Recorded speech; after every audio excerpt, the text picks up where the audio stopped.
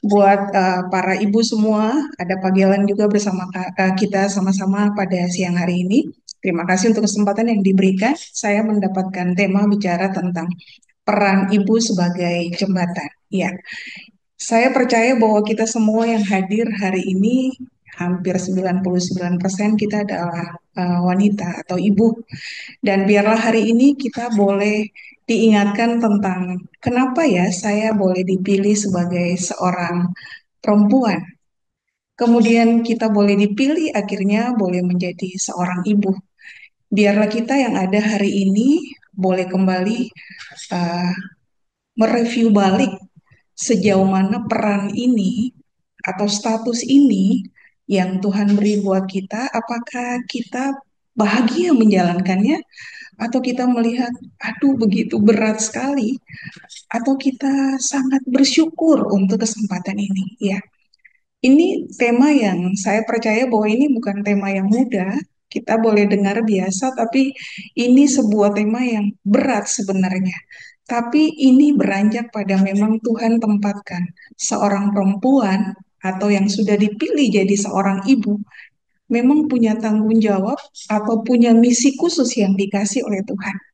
Maka kalau hari ini kita sudah berada pada posisi sebagai seorang ibu atau sebagai seorang perempuan, biarlah mari kita menikmati firman Tuhan hari ini. Tuhan boleh menolong kita melihat sejauh mana status kita, peranan kita, hakikat kita sebagai perempuan atau seorang ibu itu, apakah kita sedang berjalan seperti yang sedang Tuhan ingin untuk kita lakukan, atau sebaliknya kita sedang salah atau tidak melakukan itu dengan baik. Ya, eh, ada dua kata kunci waktu kita melihat tema ini. Saya melihat bicara tentang ibu dan bicara tentang jembatan. Ya, sedikit kita boleh melihat kalau jembatan itu berarti ada sebuah ruang kosong yang butuh dijembatani. Berarti ada penghubung, membutuhkan sebuah fungsi untuk bisa menghubungkan sebuah posisi atau letak yang terpisah. Kalau ini tidak berfungsi, maka terjadi sesuatu yang menganga, terputus, atau sulit disatukan. Dan ini juga bagian dari sesuatu yang sulit, tidak mudah artinya. Artinya sebagai jembatan itu menerima beban. Siapa aja akan melewatinya, baik itu bebannya kecil, bebannya berat, ada begitu banyak yang akan melewatinya. Dan kita melihat bahwa jembatan itu berfungsi sangat kalau dia benar-benar adalah jembatan ya, itu akan berguna banget untuk menolong. Nah, waktu kita ngelihat bagaimana fungsi jembatan itu sendiri, maka mari kita ngelihat sekarang lagi digambarkan seperti kita, perempuan atau wanita atau ibu itu adalah jembatan. Maka kalau kita ngelihat ini, lalu kita feedback lagi dengan hidup kita sebagai perempuan atau sebagai ibu, kita selalu dengerin bahwa ada begitu banyak pekerjaan yang dilakukan manusia di dunia ini. Tapi pekerjaan yang begitu banyak, begitu rumit, tapi begitu membahagiakan adalah peranan wanita atau seorang ibu. Ya berharap itu pun yang sedang kita lewatin hari ini. Saya percaya waktu kita bicara tentang peranan yang begitu berat, peranan yang tidak mudah, peranan yang begitu sangat urgent dan dibutuhkan, peranan yang begitu kuat fungsinya ini, biarlah itu membuat kita juga menjadi gentar ya. Kita juga boleh bersyukur kalau Tuhan boleh tempatkan kita saat ini sebagai seorang ibu atau sebagai seorang perempuan. Ya. Kalau bicara tentang peranan ibu, berarti pendamping keluarga, penolong suami. Indah sekali ya. Ternyata suami atau laki-laki tidak menjadi lengkap kalau tidak ada seorang ibu atau seorang perempuan gitu. Kemudian bagaimana seorang ibu itu ditempatkan untuk mengurus rumah tangganya. Maka kalau seorang ibu mulai mungkin ngedumel, mulai merasa jenuh, mulai merasa begitu ingin meninggalkan hal ini, iya, mari kita lihat kembali. Ternyata itu bagian yang kita nggak bisa lepasin. Walaupun kita mungkin lagi ditinggalin oleh suami kita, atau kita merasa aku sendiri dan begitu berat, Ternyata kita nggak bisa tinggalkan peranan ini. Kita harus mengurus rumah tangga. Kemudian kalau kita lihat dari kisah Alkitab, semua perempuan, bahkan ada begitu banyak kasus ketika dia nggak punya anak. Tapi ketika dia pun punya anak, itu sesuatu yang rumit dan itu tidak mudah. Tapi ada begitu banyak yang juga begitu bahagia ketika dia punya anak. Tapi dikatakan bahwa melahirkan walaupun itu sakit, tetapi ketika seorang wanita bisa melahirkan dan melewati masa itu, betapa bahagianya ketika dia melihat ada bayi itu, tangisan bayi itu, atau dia melihat anak itu. Kemudian peranan ibu itu adalah penyayang ya, pengasuh, selalu harus mau merawat, membesarkan, mengasuh, mendidik. Saya percaya ini yang sering kali dilakukan oleh kita sebagai para ibu. Ya, selanjutnya, mari kita lihat bagaimana kata Alkitab waktu kita bicara tentang peranan ini. Saya kembali melihat waktu kita bicara tentang ibu sebagai jembatan, sebenarnya tidak lepas dari kata penolong. Waktu Tuhan melihat Adam, lagi-lagi kita akan bicara ini ya, nggak bisa dilepasin. Kita mau feedback lagi melihat sejak awal, kenapa perempuan itu harus ada. Dikatakan bahwa Tuhan Allah melihat bahwa tidak baik Adam itu sendiri. Lalu dia menjadikan penolong baginya yang sepadan dengan dia. Jadi waktu seorang Hawa bisa diciptakan, boleh diberikan kepada seorang Adam, terbukti betapa Allah begitu mengasihi, begitu melihat kebutuhan yang paling penting yang sedang dilihat oleh seorang Adam. Dia mencari, dia melihat semua yang ada yang begitu baik, indah, bagus banget. Tapi dia nggak melihat itu sepadan dengan dia. Lalu Tuhan mengambil rusuknya, lalu menciptakan seorang Hawa. Ya, ya menarik. Jadi hari ini mari kita mengingat lagi ternyata seorang wanita ketika dia hadir di tengah-tengah dunia ini, Tuhan sedang membuat dia hadir untuk satu misi yang besar, menjadi seorang penolong. Seorang penolong itu berarti sebuah inisiatif yang tinggi. Dia nggak akan bisa diam. Dia begitu peka. Dia akan berupaya untuk melakukan pertolongan-pertolongan itu. Jadi kalau hari ini kita sedang masuk dalam satu pergumulan-pergumulan yang berat mungkin sebagai seorang wanita, sebagai seorang ibu di tengah-tengah keluarga, membesarkan anak-anak kita, mendampingi suami kita. Mari kita melihat karena kita diberikan peran sebagai penolong. Peranan yang begitu luar biasa mulia, tapi peranan yang tidak mudah, tapi Tuhan beri. Apakah kita tidak akan pernah mampu? Enggak, karena Tuhan yang beri. Tuhan akan menolong kita. Kemudian kita melihat waktu manusia itu sudah jatuh di dalam dosa, dikatakan demikian bahwa pada perempuan itu bahwa susah payahmu waktu mengandung akan kubuat sangat banyak. Dengan kesakitan engkau akan melahirkan anakmu, namun engkau akan birahi kepada suamimu, dan ia akan berkuasa atasmu. Waktu saya membaca kembali, merenungkan kembali dan mempersiapkan hal ini, iya ya, saya langsung mulai berpikir, siapa sih di antara para ibu yang melewati masa kehamilan dengan mudah? Tidak mudah. Siapa di antara kita, walaupun itu lewat proses yang namanya operasi, ternyata juga tidak mudah bisa. Tapi itu adalah bagian yang Tuhan beri untuk manusia menikmati betapa manusia harus mengalami sebuah kesulitan dari sebuah proses untuk mengerti arti kasih Tuhan kepada manusia. Bagaimana dia harus mencintai seorang bayi yang akan dilahirkan. Lalu waktu kita melihat ada begitu banyak persoalan ketika seorang pria tidak mempunyai anak, lalu dia melakukan poligami. Itu terjadi berulang kali, lalu terjadi kerusakan dalam keluarga. Kita bisa melihat itu sendiri waktu Sarah mendorong seorang Abraham supaya Hagar di apa ditidurinya dan bisa mendatangkan Ismail. Ternyata ada persoalan di sana juga. Atau ketika Hana dan Penina kita melihat ketika Penina melihat seorang Hana tidak punya anak, lalu dia mulai menghina tuannya. Itu terjadi persoalan di sana.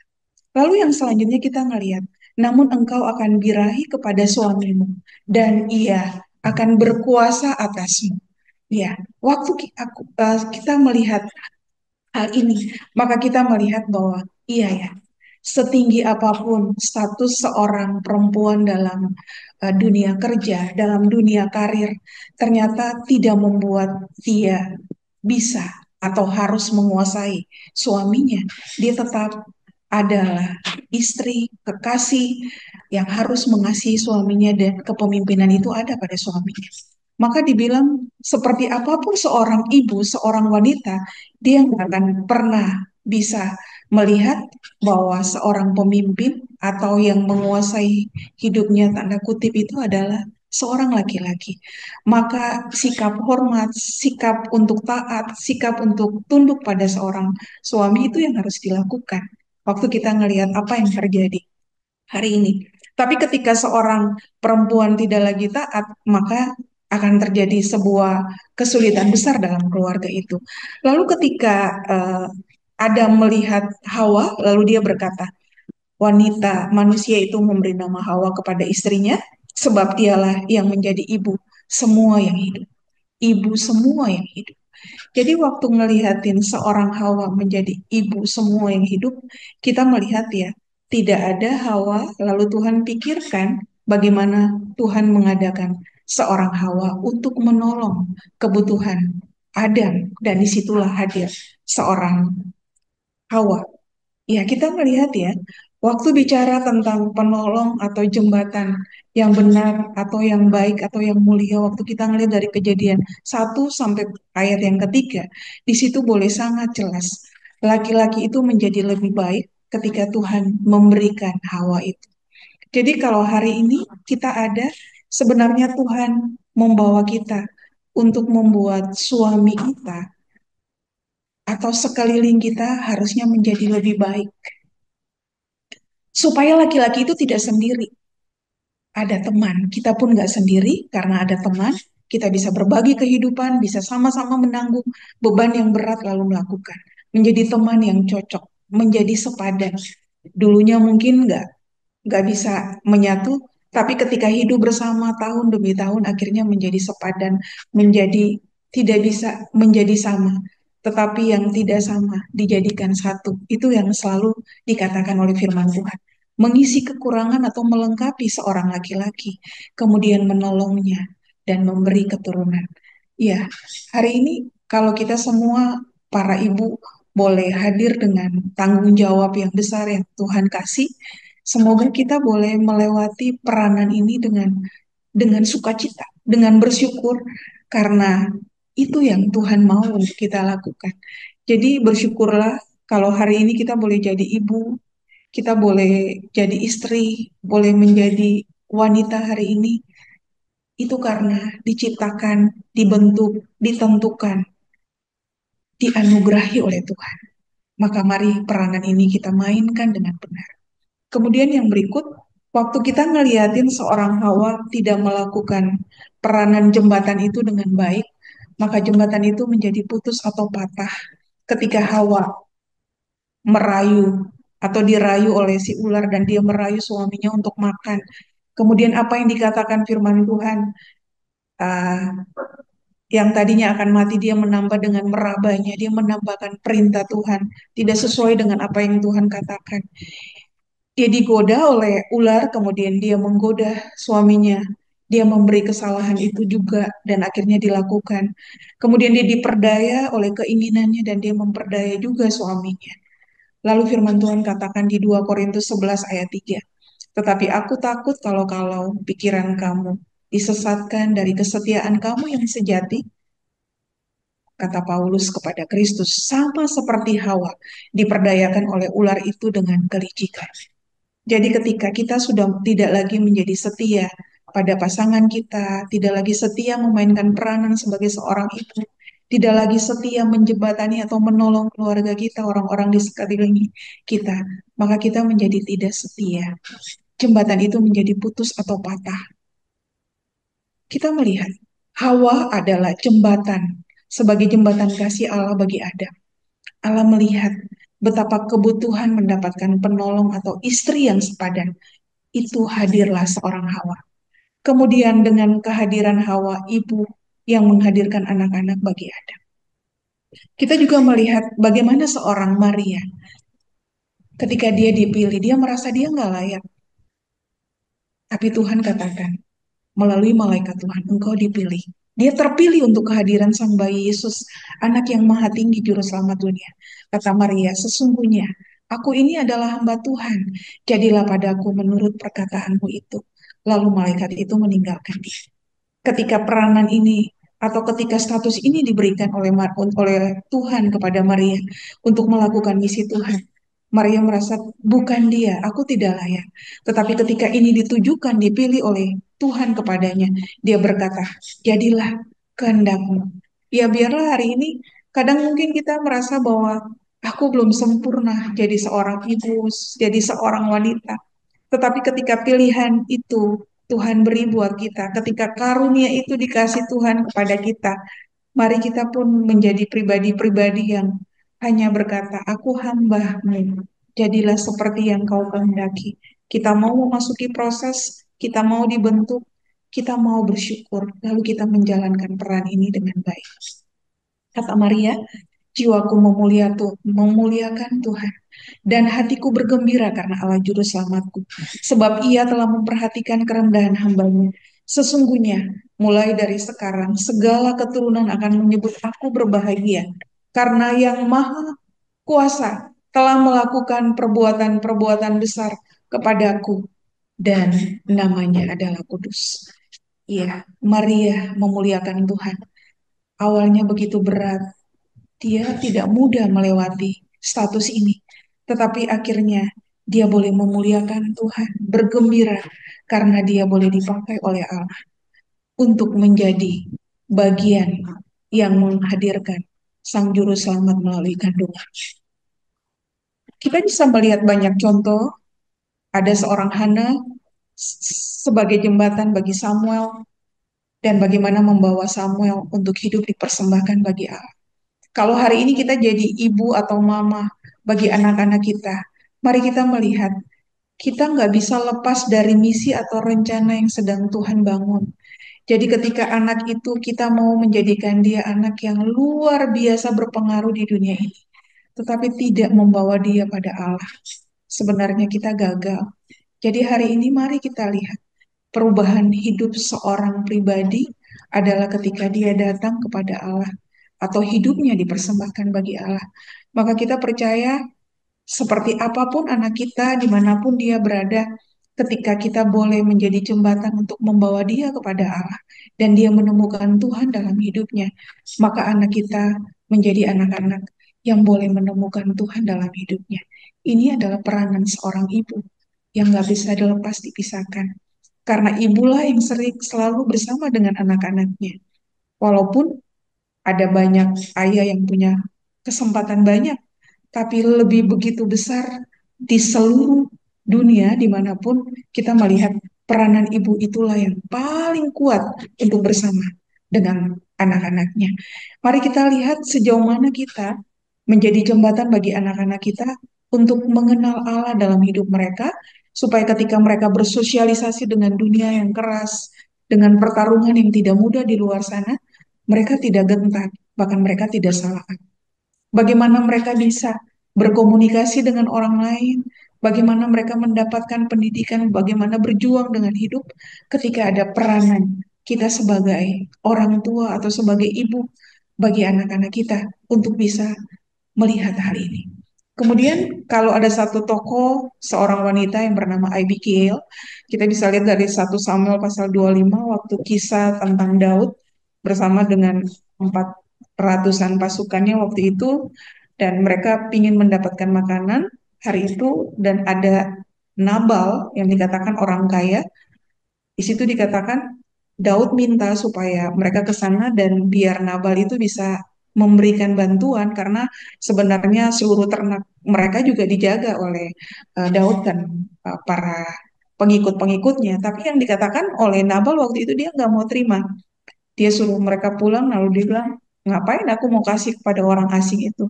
Lalu waktu utusan Daud itu berkata kepada Daud, Daud menjadi marah.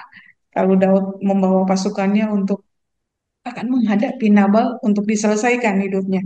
Ketika ini disampaikan kepada Abigail, Abigail sebagai istri dari Nabal, boleh dikatakan Nabal ini bukan suami yang baik ya, tapi Abigail langsung mengambil sebuah inisiatif untuk mengambil makanan, kebutuhan yang bisa dibawa, lalu dia menghadapi Daud supaya Nabal tidak mendapatkan hukuman atau dibunuhlah oleh Daud. Kita melihat Abigail menjadi jembatan untuk bagaimana berinisiatif supaya menyelamatkan suaminya, mendapatkan kasih Daud, pengampunan Daud, supaya Nabal tidak mendapatkan uh, malapetaka gitu ya. Jadi kita ngelihat bagaimana peranan seorang istri ini atau ibu ini kepada suaminya. Bagaimana juga dengan kita. Kemudian kita juga ngeliatin janda di Sarfat waktu si Elia datang pada saat itu lalu dia anaknya sakit. Bagaimana dia bilang, apa yang terjadi? Saya sudah berupaya untuk menolong. Tapi kenapa anak saya harus sakit bahkan mati waktu itu ya. Akhirnya yang dilakukan adalah dia mendapatkan pertolongan.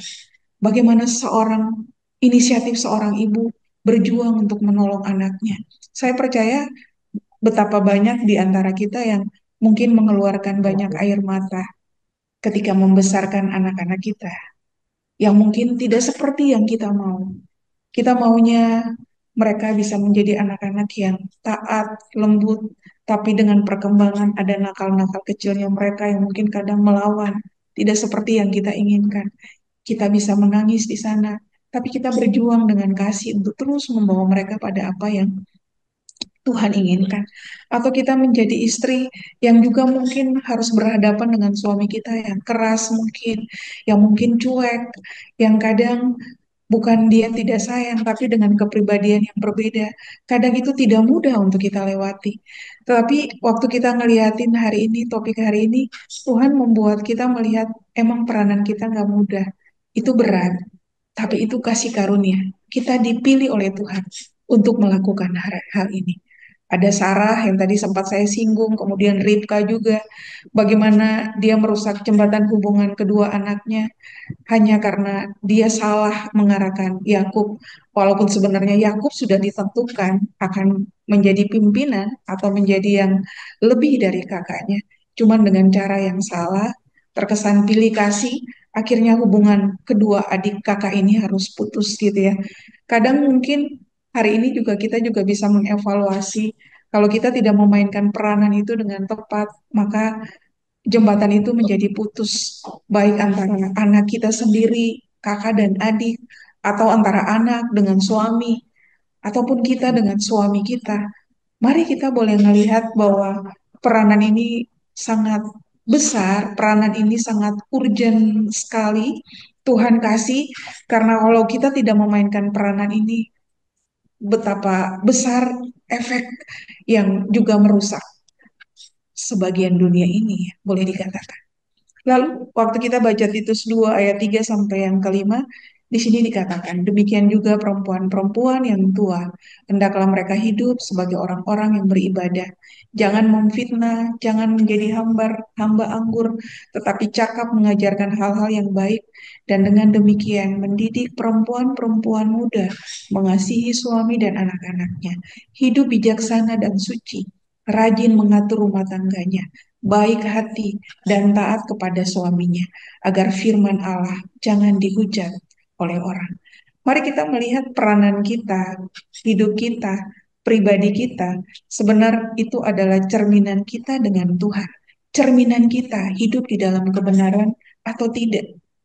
Dan saya percaya ketika Tuhan boleh memberikan kita sama-sama mendengarkan kebenaran hari ini, maka kita pun yakin Tuhan sedang memilih kita untuk terus dibentuk, diubah menjadi seperti yang Tuhan mau. Bagaimana para perempuan yang tua boleh menjadi contoh bagi kita yang muda. Bagaimana kita yang muda menjadi contoh bagi keluarga kita, bagi suami kita, bagi anak-anak kita. Mari kita berjuang sama-sama hari ini. Peranan ini tidak mudah, tapi kalau kita melihat peranan ini adalah pilihan yang Tuhan kasih buat kita, bentukan yang Tuhan beri buat kita. Tuhan mau kita mengerjakan pekerjaan agung ini supaya dunia atau manusia semua diselamatkan, menemukan misi yang agung itu, yaitu Tuhan itu sendiri dalam hidup mereka, kebenaran itu sendiri dalam hidup mereka, Kristus itu sendiri dalam hidup mereka. Ya biarlah firman Tuhan hari ini menolong kita untuk tidak berhenti menjadi penolong, tidak berhenti menjadi jembatan. Kalau jembatan ini mungkin mulai agak goyang karena begitu banyak tumpukan atau beban yang berat, mari kita tetap berpegang teguh pada Tuhan. Kita berjalan terus pada kebenaran. Tuhan memberi kita kekuatan. Tuhan memberi kita pertolongan. Tuhan melindungi kita. Karena ini dari Tuhan. Dia memampukan kita. Bukan hanya hari ini, tapi kekal. Dia mau kita menjalankan misi ini sampai akhir hidup kita. Karena untuk tujuan itulah kita ada. Tuhan menolong kita semua. Ada mungkin banyak kisah di luar sana yang bisa menunjukkan ada banyak perempuan-perempuan yang tangguh. Tapi ini pun ada bersama dengan kita hari ini. Ada sekitar 15-an para perempuan, wanita, ibu, yang juga adalah figur-figur yang kuat di tengah-tengah keluarganya. Berjuang bersama suami, menjadi ibu yang belajar untuk menjadi ibu yang mengasihi anak-anaknya, yang berjuang tanpa henti.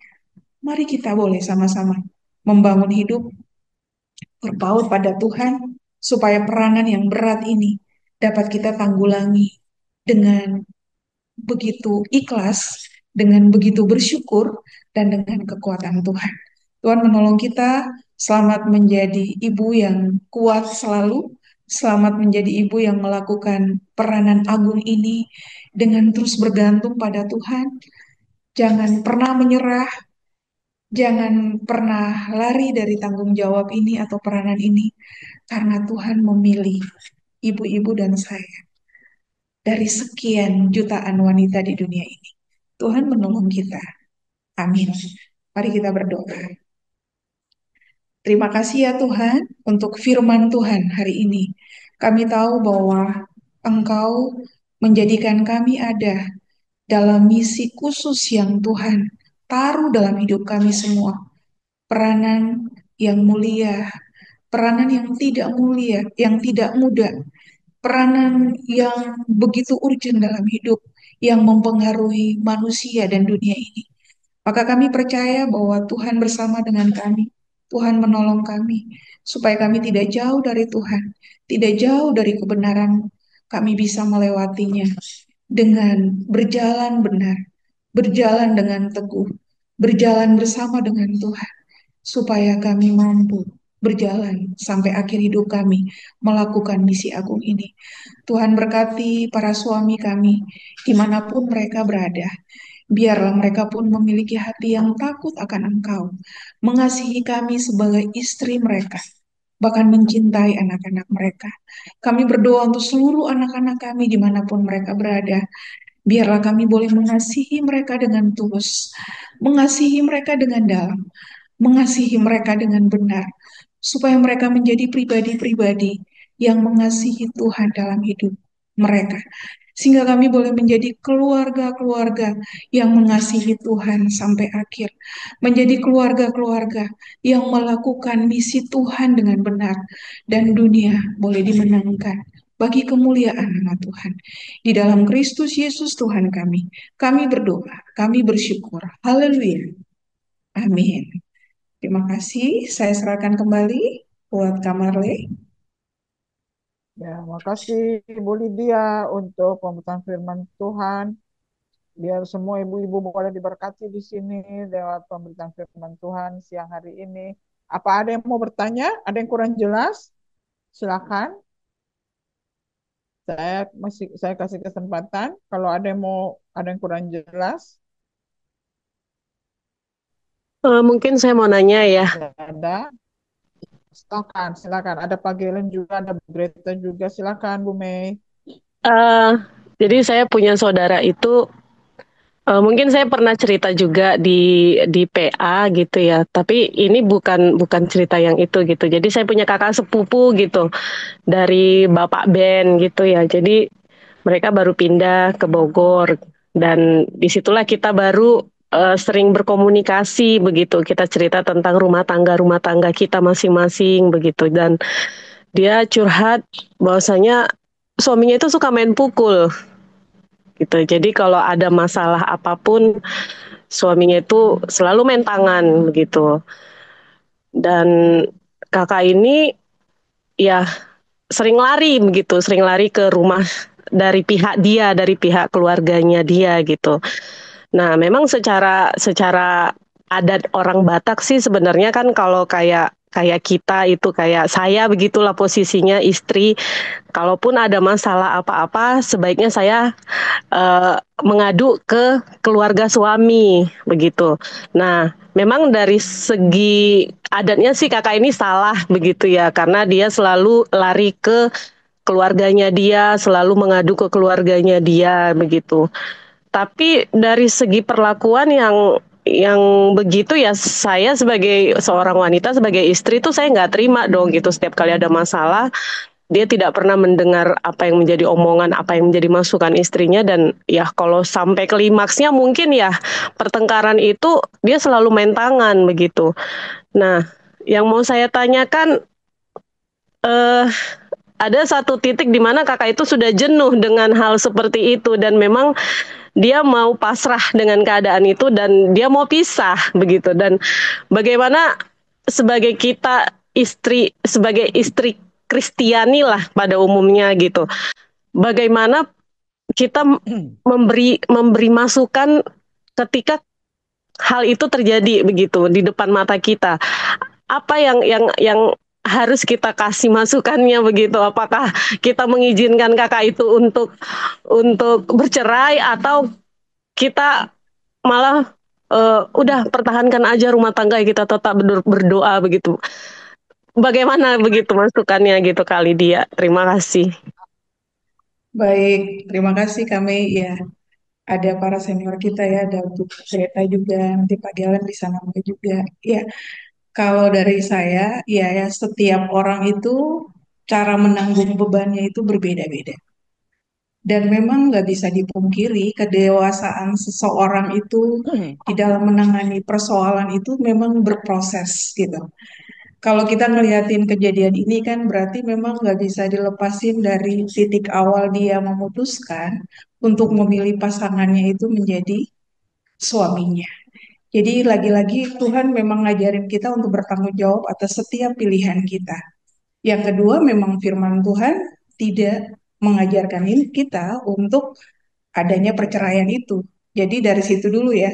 Yang pertama, Tuhan mengajarkan kita bertanggung jawab atas pilihan kita. Kemudian yang kedua, tidak ada dukungan kebenaran untuk kita melakukan perceraian. Itu pertama.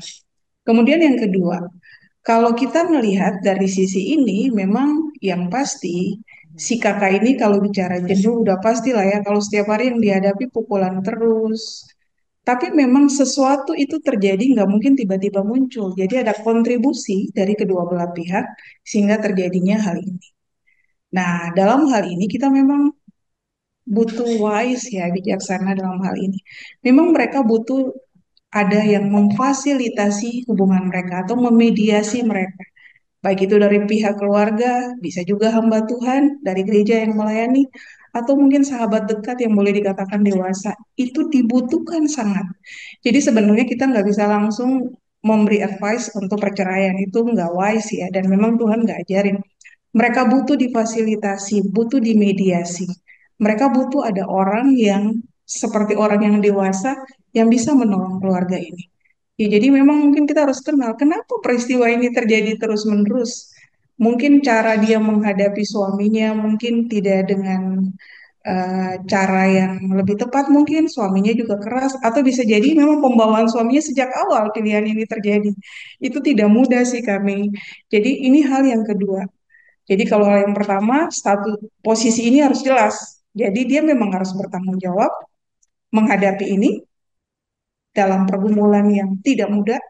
Yang kedua, dia harus melihat kebenaran untuk dia nggak mau melakukan perceraian itu. Yang kedua, dia butuh pertolongan. Jadi dia harus memang dalam situasi ini dia butuh ada yang bisa menolongnya. Dia bisa memanggil hamba Tuhan Contoh kayak Ibu Greta kan, mereka adalah psikolog yang bisa membantu uh, memberikan konseling kepada kedua belah pihak. Lalu yang ketiga, sebenarnya kita harus menemukan apa sih persoalan mereka. Persoalan ini yang butuh dicari jalan keluarnya bersama. Gak bisa hanya suami, gak bisa hanya istri, tapi dua-duanya. Jadi kalau kalau saranku adalah memang iya ya, saya nggak tahu sudah berapa lama hidup keluarga mereka, tapi memang kedewasaan seseorang di dalam menghadapi persoalan, kedewasaan seseorang di dalam Tuhan dan kebenaran itu menolong dia untuk tangguh menghadapi situasi-situasi yang berat. Tetapi ketika ketika tindakan-tindakan yang mengancam jiwanya, contoh ya, pingin membunuh dia atau jadi bencana untuk dia, maka kan ada perlindungan-perlindungan yang kadang harus dilakukan juga secara hukum atau apa gitu ya yang bisa dilakukan. Itu mungkin menurut saya kami. Nah, kalau sebagai saudara lah ya, kami sekarang sebagai saudara, ya mungkin ini yang bisa kita lakukan menolong dia. Kalau ada rekan-rekan keluarga dalam gereja yang juga dekat atau keluarga-keluarga dekat yang dekat, saya pikir ini harus ambil sama-sama ambil bagian untuk menolong ibu kita supaya dia tidak sampai salah mengambil keputusan atau tidak menjadi hancur keluarganya. Karena saya percaya bahwa ketika dimediasi butuh butuh menemukan jalan keluar yang tepat. Ya puji Tuhan, mudah-mudahan itu bisa teratasi. Ini nggak mudah ya, tapi saya percaya kita berjalan lewat satu step demi step, dan ketika itu dilakukan, mudah-mudahan itu boleh tertangani dengan baik. Terima kasih. Itu aja kami, Tuhan menolong.